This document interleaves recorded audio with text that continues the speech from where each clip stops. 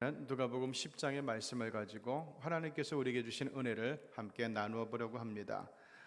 제가 지난번에도 몇 번 설교 시간에 얘기를 했지만은 예수님의 제자 그룹은 12명이 아니라 예수님의 제자들은 상당히 많이 있었습니다. 그런데 그 베드로, 요한, 야고보, 안드레 이런 식으로 이분들은 예수님의 제자들 중에서 특별히 엄선된 사도 그룹이다 하는 것을 말씀을 드렸죠. 자, 오늘 누가복음 10장 1절에 나오는 바 각 동네와 각 지역으로 전도대를 보내게 되죠. 둘씩 보내면서 복음을 전하게 하고 귀신을 내쫓게 하고 병든 자를 고치게 하고, 자, 이런 일을 맡기는데 예수님의 하시던 일을 대리로 하는 사람들이죠. 자, 이런 사람들이 바로 이 제자 그룹들이에요. 그래서 이 사람들에게 하나님께서는 온갖 능력을 다 주셨죠. 그러면서 이 사람들이 17절을 보면은 기뻐하며 돌아와 이르되 주여 주의 이름만 대니까 귀신들도 우리에게 다 항복하던데요 라고 얘기하는 장면을 보게 됩니다. 바로 이 사람들이 제자의 그룹들입니다. 그렇게 성경을 보게 되면은 네 부류가 있어요. 예수님을 적대하는 사람들, 그리고 예수님을 그냥 그 자기의 필요에 따라서, 자기의 원함에 따라서 예수님을 따라다니던 군중, 무리들, 그리고 제자 그룹들, 그리고 제자 그룹 중에서도 특별히 엄선된 사도 그룹들, 이렇게 네 그룹들이 예수님 주위에 있던 것을 발견하게 됩니다. 자, 그러면 나는 그 중에 어떤 사람인가 생각을 해보면서, 그러면서 우리 믿음의 결단과 우리 믿음의 정리를 다시 한번 해나가는 것이 중요하다고 생각을 합니다.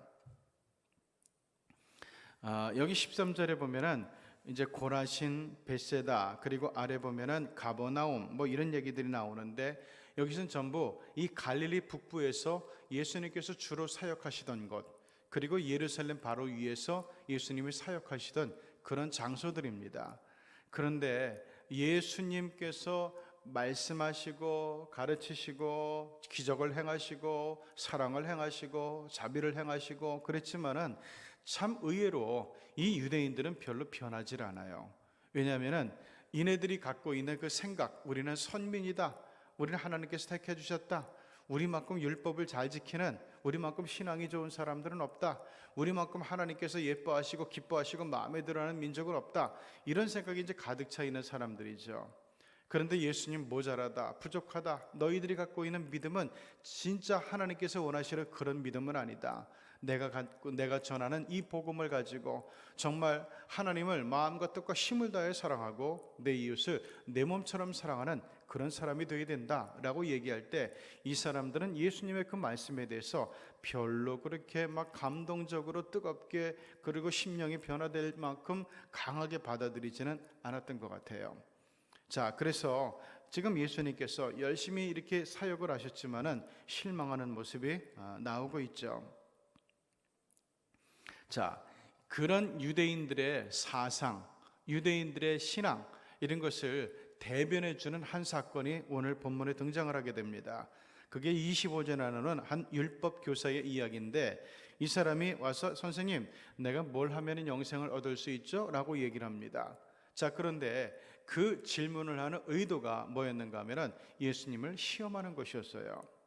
자, 정말 당신이 율법에 대해서 깊이 알고 있냐? 이건 거예요.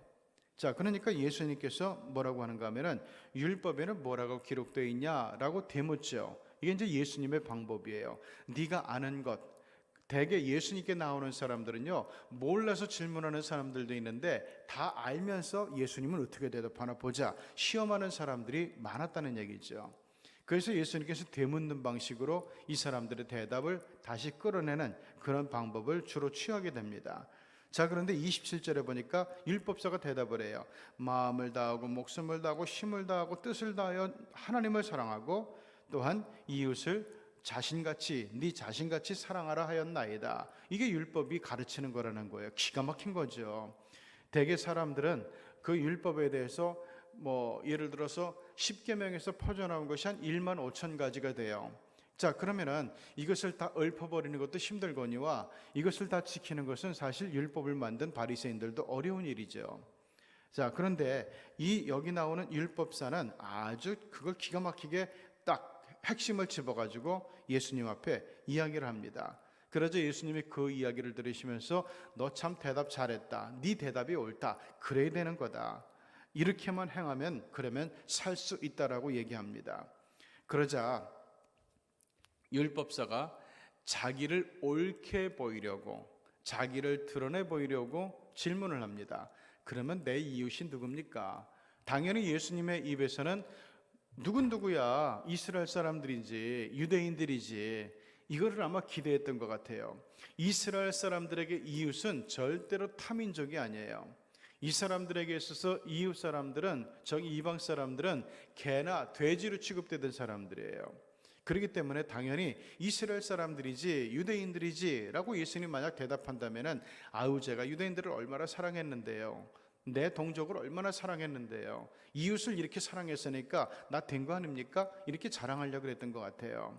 자, 그래서 예수님께서 이 사람의 얘기를 들으면서 이렇게 말씀해 줍니다. 이웃은 우리들의 마음속에, 내 어떤 규정된 한계 속에, 울타리 속에 있는 사람들이 아니다. 이웃은 네 마음에 있는 것이 아니라, 이웃은 내가 누군가에게 뭔가를 해주게 될 때, 저쪽에서 너를 인정할 때 그게 네가 이웃이 되는 거다. 마찬가지로 믿음은, 신앙은 그래요. 사랑도 그렇고 신앙도 그렇고 똑같습니다.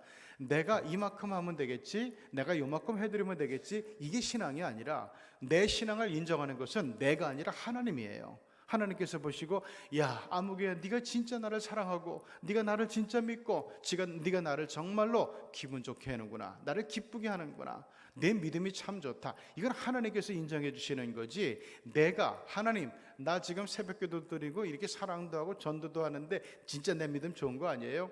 이거는 아니라는 거예요. 물론 그런 사람들을 하나님께서 이뻐하시고 사랑하시겠지만은, 어쨌든 사랑도 그렇고 믿음도 그렇고 인정해 주는 것은 내가 아니라 타인이고 내가 아니라 하나님이라는 것, 이것을 꼭 기억해야 돼요. 그러면 어떻게 됩니까? 내가 믿음 생활하는 데 있어서 더 많이 노력을 하게 되겠고, 사랑하는 데 있어서 더 넓게 이렇게 포괄적으로 우리 가슴을 열고 받아들이고 포용하고 사랑할 수가 있게 되겠죠. 여기 나오는 그 선한 사마리아인의 비유도 마찬가지예요.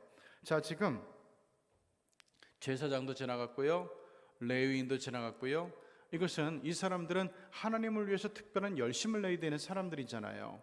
그런데 이 사람들은 뭐라고 생각하는가 하면, 나는 하나님을 정말 사랑해, 그리고 나는 내 이웃을 내 몸처럼 사랑해. 이것이 늘 이 사람들은 입에서 고백되는 사람들이란 말이에요. 자랑하는 사람들이란 말이에요. 이런 믿음에 있어서, 율법에 있어서 나는 한치의 잘못도 없어, 구김살도 없어, 이렇게 생각하는 사람들이에요. 자, 그런데 정작 이렇게 그 강도만 나가지고 죽어가는 그 사람을 보고는 뭐 그게 유대인인지 누군지는 몰라요. 여기는 안 나왔으니까. 그러나 이 경내에서 강도 맞아서 죽어가는 사람이니까 아마 유대인의 가능성이 많겠죠. 자, 정작 도움이 필요한 사람, 이웃이 필요한 사람에게는 이 제사장도 레위인도 하등 도움이 되지를 않았다는 사실이에요. 자, 그때 그 한 사마리아인이 지나가죠. 여러분 일단 저를 보세요. 사마리아인이 이 강도 만나서 다친 사람을 태우고 갔는데 뭐에 태우고 했을까요? 나귀예요? 말이에요? 노새예요? 뭐죠? 옛날에 이거를 뭐 할 때 성경 퀴즈 할 때 했는데 거의 못 맞히더라고요. 정답은 짐승. 우리는 이게 이제 말에 태우고 갔다, 노새에 태우고 갔다, 아니면은 뭐 나귀에 태우고 갔다, 이렇게 이제 생각을 하는데, 이게 하여간 여기는 짐승이에요. 짐승에 이제 태우고 가는 그런 모습이 나오는데, 자, 어쨌든 사마리아 사람은 유대인들로부터 맨날 멸시를 받던 사람들. 너희들은 옛날에 그 북아시리아에, 저기 아시리아에 멸망할 때 너희들은 그 아시리아 사람들이 그쪽에 있는 갈대아 사람들을 데려다가 여기서 살게 했거든요. 그래서 막 혼합을 시켜놨어요. 지금 중국이 티베트라든지 신장 지구, 여기를 그 집어삼키기 위해서 한족들을 수없이 이주시켜 가지고 살게 하는 것처럼, 그래서 섞어버리고 혼혈시키는 것처럼 그렇게 해놨단 말이에요.